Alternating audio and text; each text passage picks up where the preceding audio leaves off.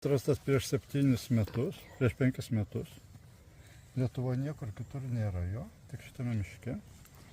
Ir šitame miške jis sudėtinga surasti, nes matot, jis nelabai išsiskiria iš kitų augalų.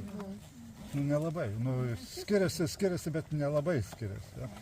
Tai vienintelė, man paprasčiausiai eit, kai eini, žiūri po kojam, kas darosi ir eini šitokioje vietoje, nes kitur tai, nes aš žinau dar vienoje vietoje augant.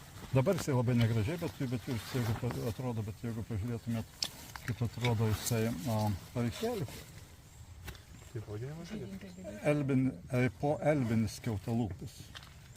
Ir jisai nebuvo aptiktas, dėl to, kad botanikai visą laiką antroje vasaros pusėje eina atostogauti.